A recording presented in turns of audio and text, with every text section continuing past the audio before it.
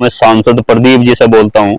सांसद जी, आप सभ्य, सुशील और अच्छे व्यवहार के व्यक्ति हैं। ये आपके दुश्मन भी बोलते हैं, तो फिर आपकी ऐसी क्या मजबूरी हो गई कि आपके आवास पर बैठकर एक व्यक्ति इस तरह की भद्दी भाषा का इस्तेमाल एक विशेष समुदाय के लिए करता है, एक चुने हुए विधायक के प्रति करता है, एक सांसद को आतंकवादी बोलता है, एक पूर्व सांसद को आतंकवादी बोलता है, एक विधायक को आतंकवादी बोलता है, एक मरहूम सांसद जिस पर कभी टैग लगा ही नहीं हिंदू मुस्लिम का, उसको यह बंदा आतंकवादी बोलता है और आप खामोश हैं और आपका आशीर्वाद इसको प्राप्त है। तो ये बात मेरी समझ से परे है। स्वागत है साथियों आप सभी का, मैं आपके साथ मुस्तफा चौधरी। ये जो शख्स आपको दिख रहा है, आज इसी पर बात करेंगे। बस ये कोई बड़ी शख्सियत नहीं है कि इस पर बात की जाए, और मैं जरूरत भी महसूस नहीं कर रहा था कि इस पर बात हो, लेकिन जब पानी सर से गुजरने लगे और ऐसा महसूस होने लगे कि भाई इसके दूरागामी दुष्परिणाम हो सकते हैं, तो बोलना मैंने समझा कि इस पर बोला जाए। दरअसल रोहित प्रधान इसका नाम है, प्रधान इसकी माताजी हैं। गंगो के पास एक गांव पड़ता है, वहां का ये रहने वाला है। सोशल मीडिया पर काफी एक्टिव रहता है, अच्छी बात है, लेकिन सोशल मीडिया भी प्रयोग दो तरीके से की जाती है। एक तो आप उस पर जागरूक लोगों को कर सकते हैं, अंधविश्वास के खिलाफ आप अभियान चला सकते हैं, अच्छी अच्छी बातें आप लिख सकते हैं, आपसी भाईचारे की बात आप कर सकते हैं, लोगों में वैमनस्य ना फैले, भाईचारा बढ़े, इस पर आप बात कर सकते हैं। लेकिन इस शख्स ने सोशल मीडिया को एक अलग ही रूप में इस्तेमाल करना शुरू किया है, और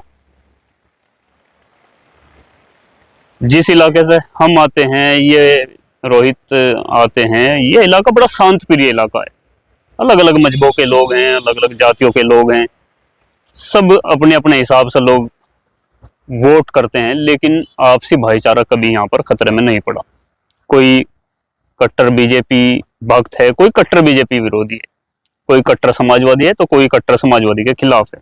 ये इलाका यकीनन बड़ा शांत प्रिय है, सब अपने काम पर तवज्जो देते हैं, लेकिन अपने भाईचारे को कभी खत्म नहीं होने देते। लेकिन इस बीच ये व्यक्ति दिन प्रतिदिन हेट स्पीच देता आ रहा है। पहलगाम में आतंकी हमला हुआ, और उसके बाद देश भर से अलग अलग तस्वीरें आई मुसलमानों को चिन्हित करके पीटने की, लेकिन हमारे सहारनपुर इलाका, शामली इलाका बड़ा शांत प्रिय रहा, यहाँ पर कोई अप्रिय घटना नहीं हुई। लेकिन ये रोहित प्रधान नाम का व्यक्ति अपने गांव के मंदिर में सैकड़ों लोगों को इकट्ठा करता है और उनको शपथ दिलाता है कि मुसलमानों से कोई चीज ना खरीदें, इनसे संबंध स्थापित ना करें, इनका बाइकाट करें, इनके मिलना जुलना, सामान खरीदना बेचना, इन सब बंद करें, और मिले तो उनको चांटो। ये आप देख सकते हैं। अपने घर में जाकर बहन बेटों माता से कोई मुल्ला को तो कुछ ना खरीदते ही ना कुछ भी, इन पे उन्हें पता है 2 रुपए महंगा खरीद लो, इनको पता है बात यार। और जो मुसलमान फजल वाले में चंट हो गए, ये किसी के भी हुए। अरे बात है, जब हम लड़ोगे ना टीवी आकर छोटे छोटे जाकर देखोगे, हम लड़ते। अब ये हेट स्पीच दी, इसके खिलाफ कोई कार्रवाई नहीं हुई। उदाहरण तो तभी हो, तेरा परिवार है पूरा आतंकवादी का, आतंकवादी तो तेरा भाई है, तेरा बाप पूरा आतंकवादी, क्योंकि उन्होंने काम ऐसे कर। और सांसद इकरा हसन को आतंकी बताता है, उनकी माताजी को आतंकी बताता है, उनके भाई विधायक को आतंकी बताता है, और हद पार तब करता है जब मरहूम सांसद को भी आतंकवादी बताता है। लेकिन उसके बावजूद भी शासन प्रशासन इसकी तरफ कोई तवज्जो नहीं देता, कोई कार्रवाई इसके खिलाफ नहीं होती। और ऐसा नहीं है कि ये यहीं पर स्टॉप लगा दिया कि भाई अब रुक गया, फिर इसका हौसला बढ़ा, दुस्साहस बढ़ा, और ये मुसलमानों के प्रति अपशब्द इस्तेमाल करने लगा। जब इसको कुछ किसी ने कुछ कहा नहीं, इसके खिलाफ कोई कार्रवाई नहीं, तो इसका दुस्साहस बढ़ता गया, और एक मुसलमान को जिसके चेहरे पर दाढ़ी है और सर पे टोपी है और इसके पिता की उम्र का है, उसको बिठाता है और उसके साथ बदतमीजी करता है, और यहां तक बदतमीजी करता है कि उसको बहन तक की गाली देता है तमाम मुस्लिमों को इंगित करके, लेकिन तब भी शासन और प्रशासन की आंखें नहीं खुली। हम खड़े तो रखने का मतलब है क्यों फिर समझाते रहेंगे। जैसे औतम तरह के साथ तरीके तीजू देश था सारा खा दिया था, पाकिस्तान को नहीं गए फिर होता तो नहीं, फिलिस्तीन के नाम पे वहां की भारत बन जाएगा वहां। इसका और हौसला बढ़ता गया और हौसला बढ़ता गया, और ये बार बार हेट स्पीच की सीमाएं लांघ रहा है, लेकिन शासन और प्रशासन इसकी तरफ से आंख मूंदे हुए, और मुसलमान भी बावड़े हुए जा रहे हैं। कुछ इसके खिलाफ प्रतिक्रिया इसी के सोशल अकाउंट पर देते हैं और भद्दी भद्दी गालियां और गाली गलौज करते हैं, यानी कि इसका एक तरह से हवा देते हैं इस मुद्दे को, और इसीलिए इसके खिलाफ बोलना मुझे उचित नहीं समझा। बहुत से लोगों की राय है कि भाई इसके खिलाफ बोला जाए, इसके खिलाफ वीडियो बनाई जाए, बहुत से हैं कि भाई इसको इग्नोर किया जाए। मैं उन्हीं लोगों में से था कि इसको इग्नोर किया जाए। देश में प्रदेश में सरकारें हैं, शासन है, प्रशासन है, कानून है, वो अपना काम करेगा। हमें क्यों सीमाएं लांघनी, क्योंकि माहौल इस तरह का बना दिया गया है कि एक ही शब्दावली को अगर एक नाम का व्यक्ति बोले तो कोई दिक्कत नहीं, और उसी शब्दावली को अगर दूसरे नाम का व्यक्ति बोल दे तो उसके खिलाफ तुरंत कार्रवाई होती है। और इसका ताजा उदाहरण है मध्य प्रदेश के कैबिनेट मंत्री विजय शाह का वो बयान, जिसमें कर्नल सोफिया जो ऑपरेशन सिंदूर का हिस्सा रही, उनके पिताजी सेना में रहे, उनके दादाजी सेना में रहे, 1971 की जंग उनके पिताजी ने लड़ी जब बांग्लादेश पाकिस्तान से अलग कराया था। एक देशभक्त परिवार की देशभक्त बेटी जो ऑपरेशन सिंदूर का हिस्सा रही हो,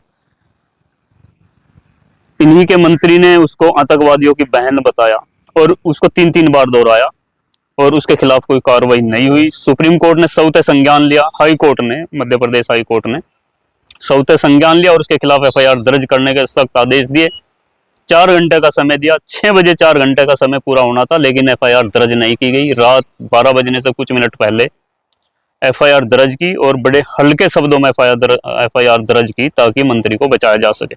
फिर सुप्रीम कोर्ट ने, हाई कोर्ट ने फटकार लगाई और दोबारा से एफआईआर दर्ज करने को कहा, लेकिन एफआईआर तो दर्ज हुई, और यकीनन न्यायपालिका हमारे देश में है, कार्रवाई भी उसके खिलाफ होगी, ऐसा नहीं है, हमें पूरा विश्वास है।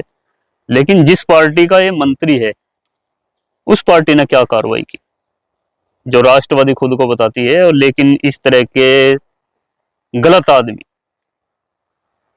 एक राष्ट्रभक्त परिवार की राष्ट्रभक्त बेटी के खिलाफ ऐसी आग उगले तो भी कार्रवाई ना हो, तो आप समझ सकते हैं। और दूसरी तरफ एक अशोका यूनिवर्सिटी सोनीपत हरियाणा, उसके प्रोफेसर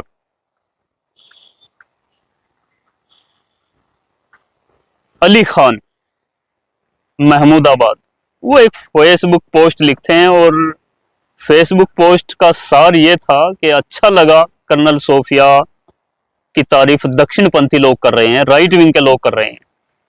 राइट विंग दक्षिणपंथी उन लोगों को बोलते हैं जो भारतीय जनता पार्टी, आरएसएस, इनके आइडियोलॉजी से विलोम करते हैं, कि अच्छा लगा दक्षिणपंथी लोग कर्नल सोफिया की तारीफ कर रहे हैं। लेकिन देश में मॉब लिंचिंग और सेलेक्टिव बलडोजर चल रहा है, इसके खिलाफ भी मैं बोले तो अच्छा होगा, यानी कि एक समान न्याय लोगों को, देशवासियों को मिले, तो ही ये कर्नल सोफिया का जो आपने उदाहरण पेश किया है, अच्छा पेश किया है कि हिंदू मुस्लिम पाकिस्तान के खिलाफ मिलकर लड़ें, और कर्नल सोफिया उस ऑपरेशन सिंदूर की ब्रीफिंग, उसकी सूचना देशवासियों को दे। ये तब अच्छा है जब धरातल पर भी ये स्थिति पेश की जाए। इसमें क्या गलत था, लेकिन उसके खिलाफ 2 एफआईआर की गई। महिला आयोग ने भी संज्ञान लिया, सौते संज्ञान लिया, और 2 एफआईआर दर्ज हुई, और तुरंत उसको गिरफ्तार करके जेल की सलाखों के पीछे भेज दिया। जो मैं बात बता रहा था, एक ही बात को अलग अलग व्यक्ति बोल दें तो अलग अलग मायने, लेकिन यहाँ तो एक देशभक्त को आतंकवादियों की बहन कहने पर कार्रवाई नहीं होती, दूसरी तरफ कोई गलत भी नहीं लिखा उसके खिलाफ कार्रवाई हो जाती है। तो इसलिए मैं उन लोगों को भी समझाना चाहता हूं जो फालतू ऐसे नफरती को मुद्दा बनाते हैं। ठीक है, कानून अपना काम करेगा, नहीं कर रहा है तो ये लोग अपनी सीमाएं लांघ रहे हैं। आज नहीं तो कल ये कानून के फंदे से बच नहीं सकते, क्योंकि जैसे जैसे दुस्साहस बढ़ता है, ये आदमी गलतियां करता रहता है, और वो आज छोटी गलती में अगर नहीं फंस रहा है तो कल बड़ी गलती में फंसेगा और फिर उसको बचने का मौका नहीं मिलेगा। हम तो इस ख्याल के आदमी हैं। और दूसरी बात, मैं उन्हीं मुस्लिम लोगों को बोल रहा हूँ, युवाओं को स्पेशल बोल रहा हूँ, जो सहारनपुर और शामली के लोग बार बार इसके को मुद्दा बना रहे हैं और उनकी भावनाएं आहत हो रही हैं। यकीनन आहत होती हैं, ऐसा नहीं है कि भाई ये कोई प्रसाद बांट रहा है और हमारी भावनाएं आहत ना हो, आप लोगों की भावनाएं आहत ना हो, होती हैं, लेकिन सब्र रखिए। ये सिर्फ सांसद इकरा हसन को आतंकवादी नहीं बोल रहा है इन्होंने, ये सिर्फ मुसलमानों के खिलाफ जहर नहीं उगल रहा है। आप इसकी पूरी की हिस्ट्री आप निकालिए। सांसद प्रदीप चौधरी का खास आदमी है, और चौधरी किरत सिंह जो सिटिंग विधायक है गंगो विधानसभा के, सहारनपुर की विधानसभा गंगो के चौधरी किरत सिंह सिटिंग विधायक हैं, उनके खिलाफ इस बंदे ने क्या क्या नहीं बोला। पूर्व सांसद प्रदीप चौधरी के घेर में बैठकर खुद इन्होंने विधायक किरत सिंह के खिलाफ बहुत ही भद्दी भाषा का इस्तेमाल किया, उनको फर्जी एसओजी का सरगना बताया, नशाए खोरी का सरगना बताया, और उन्हीं के परिचित, उन्हीं के मामा के लड़कों का लड़की बाजी में संलिप्त होने के दावे इस व्यक्ति ने किए और कसम नेम तक इसने खाने की बात कही। वोट लेने के बाद सिर्फ पैसा कमाई का काम हुआ यहाँ पे, खनन का काम जोरों से। कभी सांसद जी का नाम लेके दिखाया तो कोई एक खनन में काम किया। एसओजी का सबसे ज्यादा फर्जीवाड़ा था, एसओजी का सबसे बड़ा फर्जीवाड़ा था, क्या नाम, जो माता का मेला लगा है, और भी बहुत सारे हैं यहाँ से, क्या नाम, 10-10 रुपए इन पे क्या नाम इनसे लिए जाते हैं, जो कोटेदार हैं, बताता तो कोई नहीं है। वहां तो लड़कियों का धंधा हो रहा था, शराब पिलाई जाया कर थी। रेस्टोरेंट भी विधायक जी के सगे मामा के लड़के का। आप भी वहां जाते थे? नहीं, मैं गया था उसी दिन ही।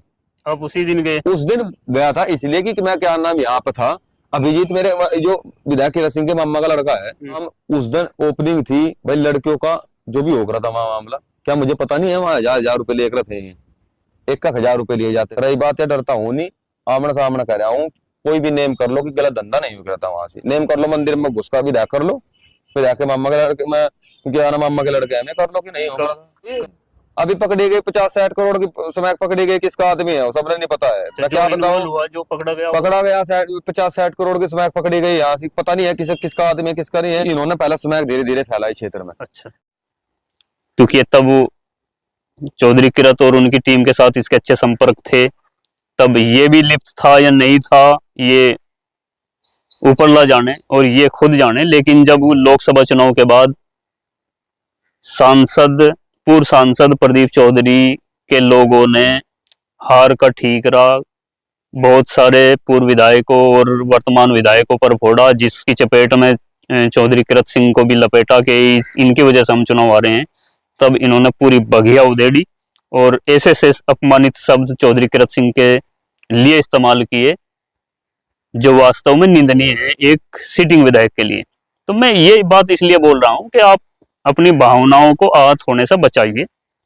जो आदमी गलत होता है वो सिर्फ आपके लिए गलत नहीं होता, वो अपने खुद के परिवार के लिए भी गलत होता है, अपने खुद के लोगों के लिए गलत होता है, और खुद के लिए भी वो आदमी गलत होता है। इसलिए इलाके का माहौल खराब हो, आप प्रतिक्रिया ना दें, कानून पर भरोसा रखिए। आज नहीं तो कल अगर इसी लाइन पे ये चलता रहा तो कानून अपना काम करेगा। आप बिला वजह पसड़े में मत पड़िए और इलाके का माहौल खराब मत करिए। बस इतना कहूंगा मैं तो कि चौधरी प्रदीप पूर्व सांसद एक भले सज्जन सभ्य इंसान के तौर पर जाने जाते हैं। वो आज भारतीय जनता पार्टी में हैं, सांसद रहे हैं, इससे पहले वो कांग्रेस में भी रहे, काजी परिवार का दुलारा रहे, उनके पिताजी भी और उनका पूरा परिवार। और बीजेपी में जाने के बाद भी उनके बारे में यही कहा जाता है कि ये व्यक्ति कभी गलत नहीं बोला। तो सांसद प्रदीप चौधरी जी और उनके चाहने वालों से मेरी यही अपील है कि आप लोगों की पहचान एक सभ्य, सज्जन और अच्छे इंसान के तौर पर है, और इस तरह का व्यक्ति अगर आपके घेर में, आपके आवास पर बैठकर एक कम्युनिटी के खिलाफ जहर उगलता है, एक चुने हुए विधायक के खिलाफ जहर उगलता है, तो आपकी जिम्मेदारी बनती है ऐसे व्यक्ति पर लगाम लगाएं या अपना नाता इस व्यक्ति से तोड़ें। नहीं तो लोग क्या समझेंगे कि ये सब आपके इशारे पर कर रहा है, ये आपको इतने वोट या आपको इतना वोटों का लालच है कि भाई रोहित की वजह से आप चुनाव जीतेंगे या आप रोहित की वजह से चुनाव हार जाएंगे। मैं तो समझता हूँ ऐसा नहीं है।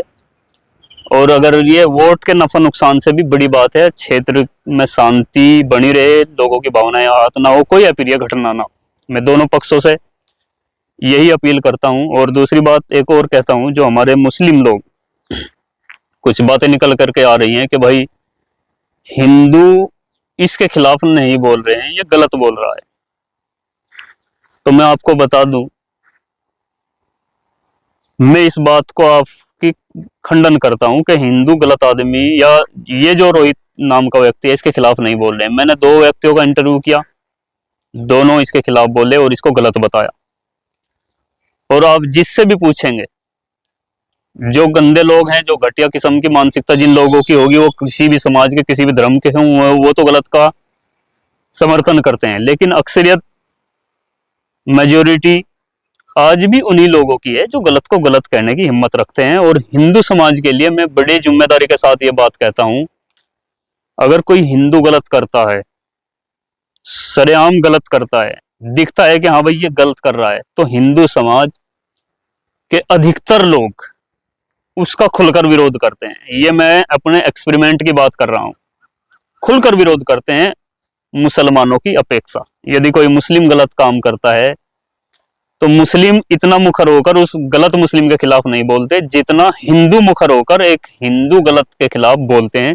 ये आपको भी पता होना चाहिए। और मैं तो पूरी जिम्मेदारी और दावे के साथ कह सकता हूं, क्योंकि हम जिस फील्ड में हैं, जो हम कवरेज करते हैं, अगर कहीं भी मॉब लिंचिंग होती है, कोई अप्रिय घटना होती है, कहीं मुसलमानों के साथ भेदभाव की बात आती है, तो हम किसी भी हिंदू के पास जाते हैं तो वो ऑन कैमरा खुलकर उसका खंडन करता है, उसको लतियाता है, उसको काफी कंडेम करता है। ये हिंदू समाज के, मैं अपने इलाके की बात कर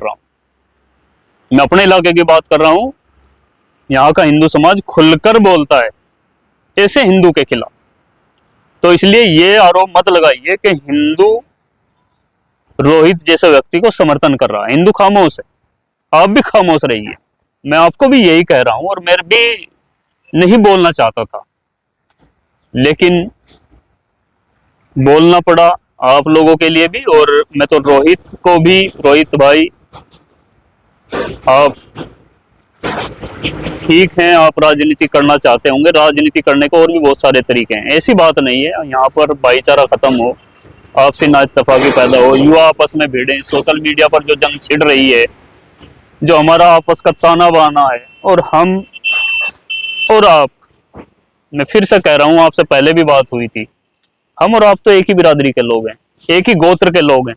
और यहाँ का हिंदू, मुसलमान, गुर्जर आपस में मिलजुल कर रहता है। ये तो दूसरी बिरादरी के लोग बोलते हैं कि भाई आज भी अगर हिंदू और मुसलमान में किसी में एकता है तो वो गुर्जर समाज एक ऐसा है जो आज भी अपनी माँ को 100 कोस तक एक मानता है, और ये दिखाता भी है। चाहे वो गुर्जर गौरव यात्रा रही हो, कुंवर चैंपियन वाला मामला रहा हो, या और भी समय समय पर आपको इल्म होगा, आपको पता होगा, और सबको पता है कि जब भी कभी बिरादरी की बात आती है तो मुस्लिम गुर्जर, हिंदू गुर्जर मिलकर अपना काम करते हैं। ऐसी बात नहीं, आपसी संबंध भी अच्छे हैं।